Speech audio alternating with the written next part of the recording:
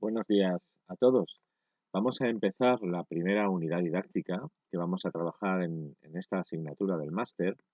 Y en esta unidad lo primero que tenemos que entender es cuáles son las características que hacen de un centro docente una organización.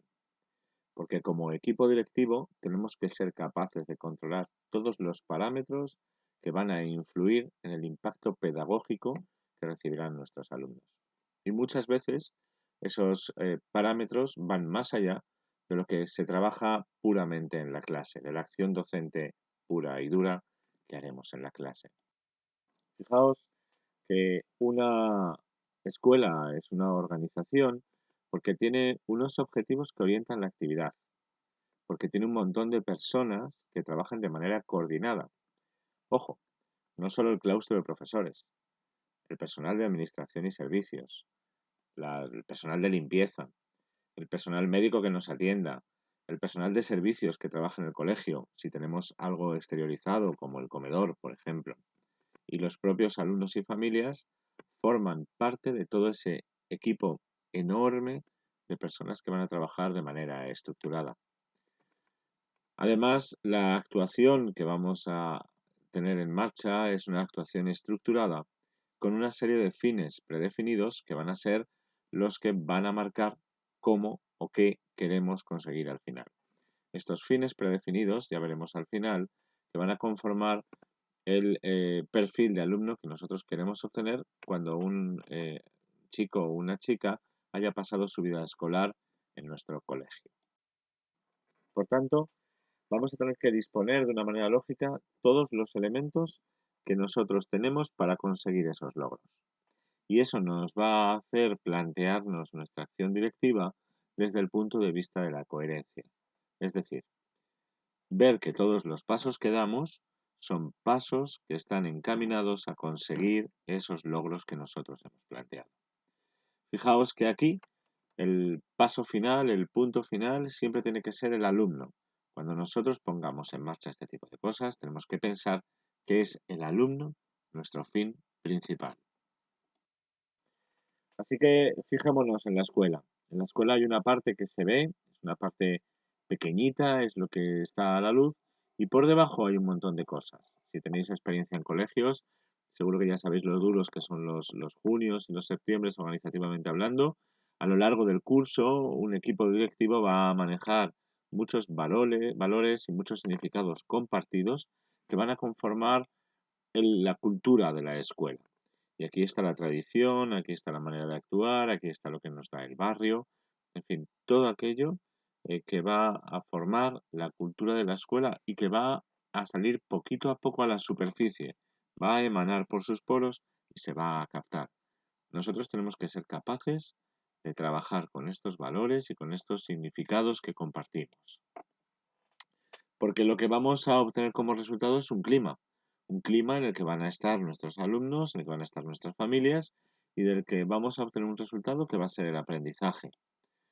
Así que tenemos que manejar muy bien cuál es la relación que mantienen entre sí todos estos valores, todos estos significados y todos aquellos agentes que ejecutan o que reciben la acción de nuestra escuela. Porque tenemos que conjugar espacios arquitectónicos, lugares donde van a ocurrir las cosas y tiempos. Cuanto más grande sea la escuela y cuanto más distintos sean nuestros alumnos, bien en edades, bien en forma de ser, pues vamos a tener mayor dificultad para conjugar todo este tipo de cosas. Vamos a tener que trabajar o que diseñar claramente qué tareas desarrollamos y sobre todo qué situación sociocultural recibe el alumnado o tiene el alumnado de nuestro centro escolar. Muchas veces las tareas que vamos a poner en marcha son de un tipo que no pueden ser asumidas por el tipo de alumnado que tenemos, porque no tenga un nivel económico suficiente para alcanzar un desembolso muy potente en viajes, en materiales, en materiales informáticos, o que no quieran ser asumidos, porque la cultura de la zona no permite que trabajemos de la manera que ellos nos plantean. Tenemos que tener en cuenta, claro, los medios tecnológicos de los que disponemos, porque nos van a permitir trabajar de una manera o de otra. nos van a permitir poner en marcha nuestras innovaciones de una manera o de otra. Y no podemos plantearnos, eh, bueno, pues métodos de trabajo que exijan algo a lo que nosotros no podemos llegar en un corto o medio plazo. Evidentemente, el contexto económico y administrativo no de las familias, sino general, tanto del país como de la provincia, como de la ciudad donde estemos, influye en los periodos importantes de la crisis económica que nuestro país ha atravesado. El sector educativo ha estado golpeado en la parte que está financiada con fondos públicos y, por tanto, tenemos que ser capaces de tener la imaginación como equipo directivo necesaria para solventar los problemas que nos vengan dados por reducciones de líneas, por menos dinero para, pues, para otros servicios, por todo aquello que nos va a afectar. Evidentemente, el marco administrativo ha cambiado mucho y actualmente es mucho más grande, es mucho más complejo que lo que podían haber vivido equipos directivos de hace 10, 15 años. Así que tenemos también que estar preparados para crear una estructura que recoja bien cómo es ese entramado administrativo y que dé respuesta sin tener a personal cansado o quemado porque no puede llegar a resolver todo aquello que nos plantea. Tenemos que manejar bien el discurso de la comunidad educativa. Tenemos que tener una comunidad educativa que sea positiva, que tenga al alumno como primer objeto y que tenga muchas ganas de trabajar. Y eso tiene que ver con crear espacios de optimismo, con motivar, con mover a aquellos profesores que estén más o menos cansados de su labor, con saber situar bien a los profesores donde son más efectivos y donde más a gusto se van a encontrar y sobre todo con manejar un discurso que sea acorde bien con nuestro ideario, bien con nuestro proyecto educativo, porque son aquellos que van a realmente plasmar lo que nuestra escuela quiere ser. Evidentemente, como equipo directivo tenemos que estar muy atentos a las percepciones, tanto que tienen nuestros estudiantes como las que tienen nuestros docentes. Las percepciones muchas veces no son acertadas y muchas veces son injustas. Muchas veces hay una percepción de que algo no funciona, de que no se está respondiendo a alguna situación complicada, de que no se está dando respuesta a una demanda familiar. En fin, todo este tipo de cosas son percepciones y las percepciones son subjetivas. El equipo directivo, ya veremos poco a poco a lo largo de todo el temario que vamos a trabajar, debe ser capaz de manejar esas percepciones y de crear percepciones positivas. Y sobre todo, debe ser capaz de crear un ambiente lo suficientemente transparente para que si alguien tiene una percepción que le molesta, sea capaz bien de encontrar la explicación por sí solo, bien de encontrar a alguien que le explique qué es lo que está ocurriendo, con la flexibilidad necesaria para modificar aquello que no esté bien y que nos estén transmitiendo. Esa flexibilidad va a conformar parte del estilo de la toma de decisiones. Y aquí tenemos que pensar si queremos una escuela que sea muy participativa, si queremos una escuela que sea muy vertical y que sean los propios directivos los que toman las decisiones y los educadores acatan, si queremos involucrar a los padres o no queremos involucrar a los padres. En fin, hay un montón de posibilidades que nosotros tenemos que ser capaces de, bueno, pues de elegir, de articular y sobre todo de hacer vivir al equipo docente dentro de esa estructura y dentro de ese estilo. Porque evidentemente vamos a tener que poner unas normas y vamos a tener que hacer una serie de propuestas administrativas que interfieren un poco en lo que es la labor docente pura y dura. Y a veces este tipo de normas y propuestas que nosotros les marcamos hacen que el trabajo resulte incómodo. Así que cuando seamos directivos tenemos que ser capaces de manejar todo este tipo de cosas. Porque fijaos que la escuela entonces va a ser un conjunto de significados, de conocimientos, de símbolos, de experiencias. Y todas estas cosas las van a compartir y las van a expresar un determinado grupo de gente, un determinado grupo social, más o menos grande. Pero ese grupo social se va a llevar a lo largo de su vida algo de todo esto que marcamos. Por lo tanto, tenemos una responsabilidad muy grande.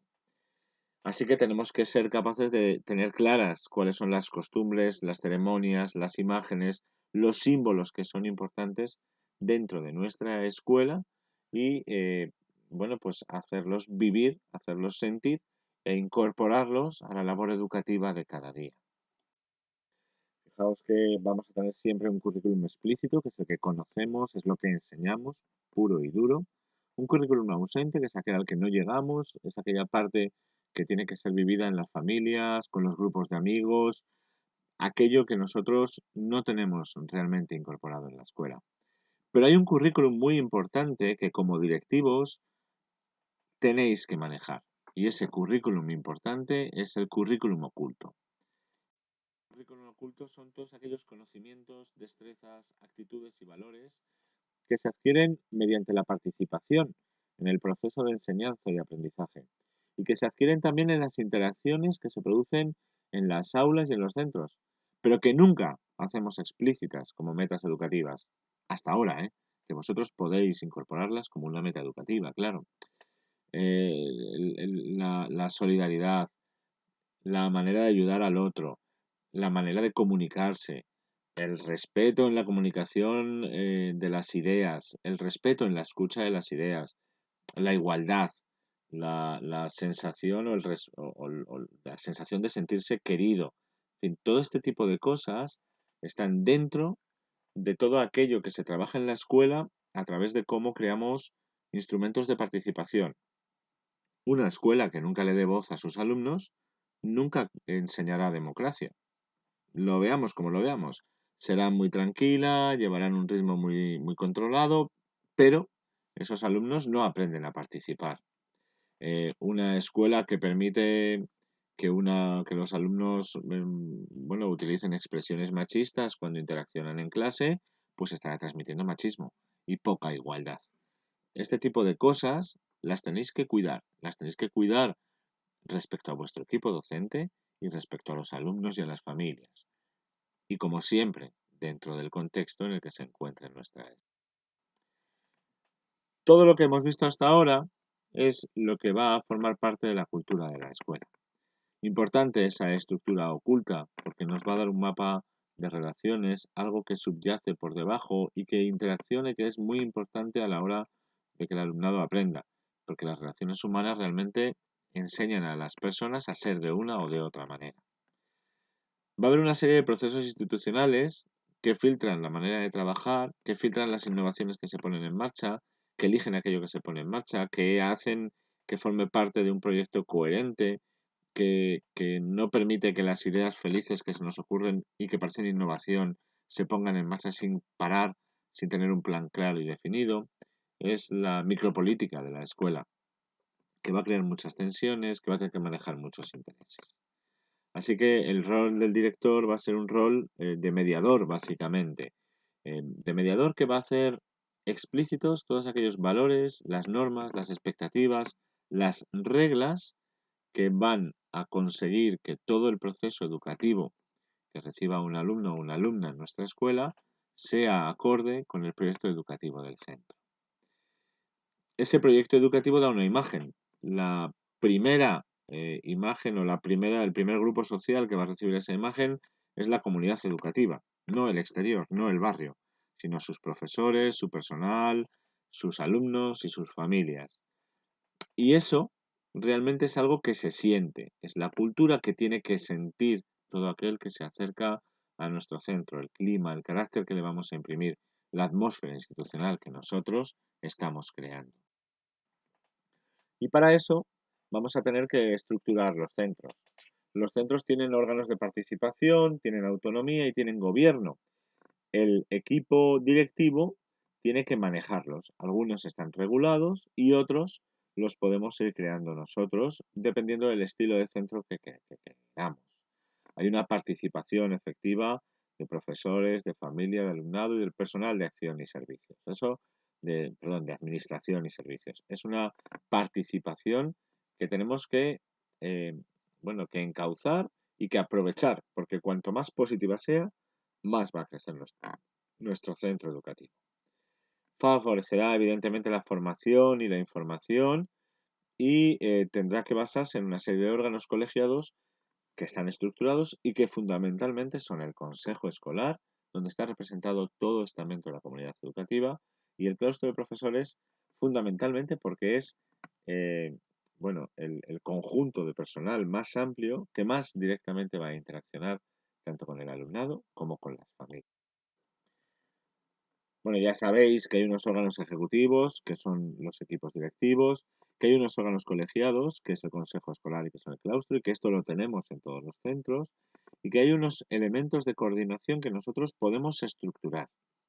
Pues cómo se va a repartir el claustro de profesores, los equipos docentes, cuál es la función del departamento de orientación o del departamento de actividades complementarias extraescolares, si creamos departamentos de coordinación didáctica, si existe una comisión de coordinación pedagógica o de tutores, o si hay una comisión para elaborar y seguir la diversidad en el centro educativo. La primera parte la tenemos que tener, la segunda parte la tenemos que diseñar. Y la tenemos que diseñar considerando todas las interacciones que van a existir entre todo el elemento del colegio.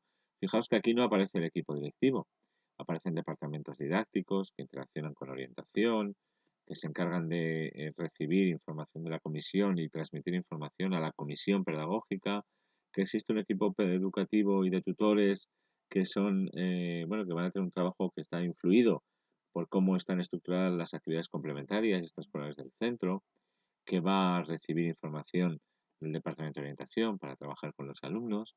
En fin, hay un mapa de relaciones realmente complejo entre todos los estamentos que van a formar el colegio y cuanto más grande sea vuestro colegio o más complejo sea vuestro reparto de coordinación, más intensa van a ser estas relaciones, más complicado va a ser mantenerlas. Como equipo directivo, yo os lanzaría la idea de crear escuelas que simplifiquen las relaciones, de crear escuelas que tengan planes de comunicación que hagan que estos contactos sean rápidos, sean sencillos y sobre todo sean efectivos, y que simplifiquemos la estructura, que nuestras estructuras sean simples, que cada parte tenga clara su función dentro de nuestra escuela y que cada parte sepa cómo comunicarse o cómo recibir información de las demás.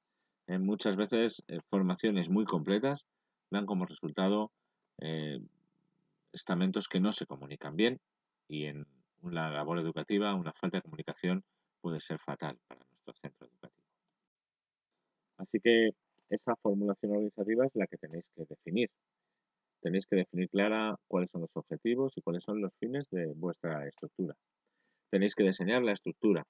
Esa hay que diseñarla, ¿eh? No solo hay que definir los fines y los objetivos, sino definir cómo vamos a llegar hasta ella y qué funciones tiene cada parte y cuáles son las funciones propias de la institución escolar y sobre todo cómo hacer escuelas eficaces. Así que un trabajo como director será delimitar, o directora, perdón, delimitar las responsabilidades y las funciones propias del centro escolar. Pues esta es la tarea que tenéis por delante.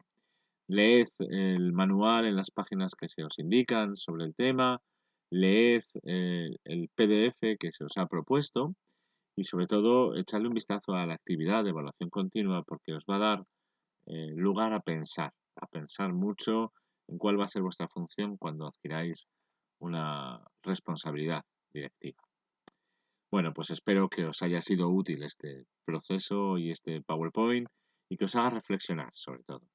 Para cualquier cosa, cualquier duda, ya sabéis cómo contactarme. Estoy a vuestra disposición. Un saludo y un abrazo. Hasta luego.